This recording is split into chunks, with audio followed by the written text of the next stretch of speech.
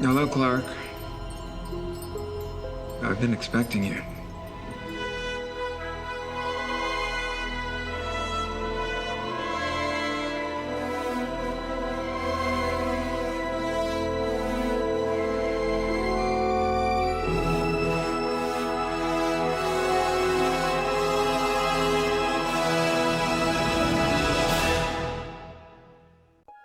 We had always wanted Christopher Reeve to guest star in the show, but we wanted him to be in the right part, and we wanted a sort of passing of the torch from one generation Superman to the next. Clark Kent and Superman was the vision of Jerry Siegel and Joe Shuster, two teenagers who grew up on Long Island. And I met them, when we did the first movie, and that you realize that this character's been around since 1938. Comic books as Superman went with the troops in World War II as morale boosters. It's a very important piece of American pop culture mythology. It's about hope. It's about what friendship means. It's about leadership. It's about discovering yourself. And all those things are relevant to every generation. And I'm glad that the character has survived the test of time and will always be reinvented for each generation. Christopher Reeve's casting in the Superman film is such a pivotal point in comic history as well as film history that such an appropriate actor was put into the suit of a fictional character, that he really electrified the legend of the character even more by his attractiveness as a male model type of guy, but his clarity of performance, the physicality, of course, he brought to it. And then, of course, he's the first guy actually playing two separate people in these roles, trying to make it convincing that you could be mistaken as to knowing Clark Kent and not thinking that's the same guy. And he pulled it off. We called Chris's agent and said, would he be interested? What is his connection to Superman now? Is he still interested? And he'd seen the show and really enjoyed it. I was a little bit skeptical when I heard about it at first, but I must say that the writing, the acting, and also the special effects are really quite remarkable. When Alan Miles came to us in the writer's room and said, Christopher Reeve is going to do the show, I just damn near fell out of my chair. I mean, it was just like, I couldn't believe that we were going to have this opportunity. They wrote, I still think, one of the best shows that I'd ever read. It was so rich with emotion, and it was so much about Clark's discovering something about himself, and it would be the first time that he would really learn that he was alone in the universe. And to hear that from someone who had played the part and someone who was so, in the audience's mind, identified with Superman was magical. One of my receiving stations picked up a faint signal. It took me years to decrypt it. And finally, I discovered a mathematical key that was built into the transmission. Can you read it? Yes. It says, "This is Kal-El of Krypton, our infant son, our last hope. Please protect him and deliver him from evil." I had the opportunity to work with Christopher Reeve. He is probably the most knowledgeable guy on Superman in the world. I mean, the guy knows every single date, fact, time, everything. And we got to the point in our discussion where I had to ask him, I said, wait, I don't want to know that stuff.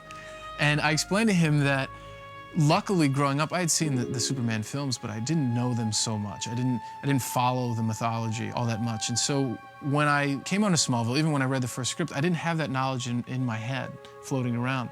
So I'm able to go at Clark with only the information they've given me here on Smallville. I don't know who he's going to become, so I'm still figuring him out just as he's figuring himself out. In fact, there are two Clark Kents. The character that Tom plays is more modeled on the character that Jeff East played in Superman 1. If you remember the scenes in Kansas with Glenn Ford and Phyllis Thaxter, where you see Smallville High, you see him at the farm. That character is what Tom is doing. But then when he comes to the city, that's when another persona takes place, where he puts on the goofy glasses and acts very shy and stuff because he's trying to distract suspicion that he might actually be Superman. So in fact, Clark Kent as an adult, which is what I played, I mean, I was in my late 20s, is actually another persona, it's another character. It's an odd dilemma that we found ourselves in because we both played the same character at different stages in the character's life.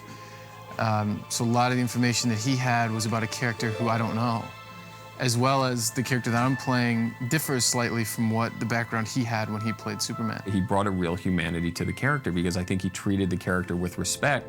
And at that time, when I'm sure it was like, I'll just put on the suit and run around, he wanted to get underneath the skin of that character. And that's why I think the movie endures. But it was interesting, it's just different from the show. In the film, Superman is the character and Clark Kent is the disguise. And you know, in our show, Clark Kent is the character, and ultimately down the road, Superman will be the disguise. So I think it's just a different take on the same material. One of the most exciting moments that happened when we came to New York the first year and shot Rosetta was when Tom and I met Christopher for the first time. And there was just this feeling in the air when those two met each other. You really felt the passing of the torch and the sort of excitement that Tom had meeting him. And Christopher is really, there's something mythic about him. Is that where Krypton is? No, that's where Krypton was. I followed the signal's path billions of miles out into space. I was hoping to discover its origin, but instead, I found nothing.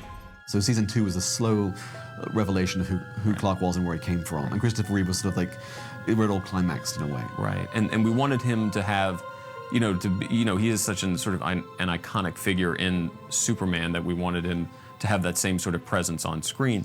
So we had this character, Dr. Virgil Swan, who tells Clark about a message from Krypton and also that the planet is called Krypton and sort of what happened to it. Initially, we'd actually play with the idea. I came up with the notion of Dr. Swan in season 1, but never used him. Right. So we're just looking for the right place for him. I mean, when you're a kid and you watch those movies and, you know, and Superman's everybody's idol. You know, he's that icon that it's just universal. So when I heard that Christopher Reeve was going to be on the show, I was so excited. I didn't know what to do. I mean, the next step would be having Gene Hackman. Then all my dreams would be fulfilled. I think it's really, really exciting, and the fact that somebody as prolific as Christopher Reeve has agreed to be on our show just gives us all a feeling of, I think, accomplishment and makes us feel good about the show that we work on. I think that Christopher Reeve's seal of approval on Smallville is a tremendously valuable thing, and it's a tremendous pat on the back to all of us. With what that man has been through and what he's continually going through, it's amazing. For a generation, he was Superman and always wore that and always created this larger-than-life persona out of himself. And even after his accident, the fact that he continued to fight on and continues to this day to fight on and to struggle and to make what happened to him not a handicap, but a handy able, you know, to show people that you can actually rise above any adversity is so true to who Superman is and who Clark is. He is Superman. I mean, Christopher Reeve is, he's tireless in his efforts for his foundation, and he's just so incredibly knowledgeable, and he really plans to walk again. It's amazing what he's been able to achieve since the accident. It's just really inspiring. So, I mean, I think he just has a real energy and enthusiasm for, and real passion for what he does that's just infectious. And the fan reaction from that show, the letters we got, the emails we got, was just really inspiring, actually. Yeah. That you realize that people were watching the show and it was actually, for them, inspiring. Right. That was moving for them, to see him back and to see his love of Superman and to see, I think our respect for him and the lore of Superman. Why me? There must be a reason why I was sent to this planet. You won't find the answers by looking to the stars. It's a journey you'll have to take by looking inside yourself. You must write your own destiny, Kal-El.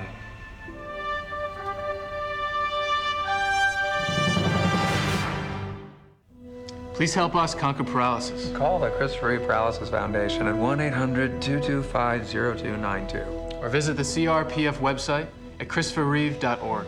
Thank you. Thank you. Oh, no, thank you very much. Thank you. Please. Please call.